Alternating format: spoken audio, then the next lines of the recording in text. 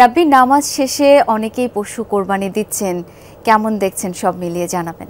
উৎসবের আমেজ বইছে পাড়া মহল্লায়, বিশেষ করে শিশুরা তাদের যে আনন্দের সীমা নেই, তারা আসলে ঘুরে ঘুরে ঘুরে ঘুরে তারা পশু কুরবানি দেখছেন, তাদের উৎসাহটা বেশি।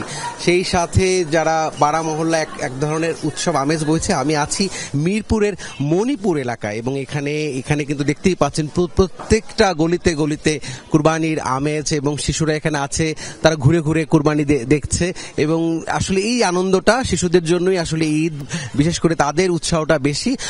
আমরা যেহেতু কুরবানির খুব কাছ থেকে ভিডিও ফুটেজ দেখানো যাচ্ছে না, তবে দূর থেকে যতটুকু দেখানো সম্ভব দেখাচ্ছে যে এইরকম কিন্তু পুরো দৃশ্য কিন্তু আসলে রাজধানী জুড়েই এবং সারা দেশ জুড়েই বলা যায়। এবং সকাল 7:30 নামাজের পর প্রত্যেকটা মসজিদেই 7:30টায় ঈদ জামাত ছিল। সেই নামাজের পরপরই পশু কোরবানি শুরু হয় এবং এখন যেহেতু অনেক সময় হয়ে গেছে, অধিকাংশ কোরবানি কিন্তু হয়ে গেছে এবং কোরবানির পরে আমরা দেখেছি কোথাও কোথাও ভাগও শুরু হয়ে গেছে এবং সেই ভাগের পর ভাগ দরিদ্র এবং যারা কুরবানি দেয়নি তাদের মাঝে বিলিয়ে দেওয়া এবং সেই সাথে পুরো এলাকাটি, কুরবানির স্থল এলাকাটি পরিষ্কার পরিচ্ছন্ন করা কিন্তু মূল দায়িত্ব।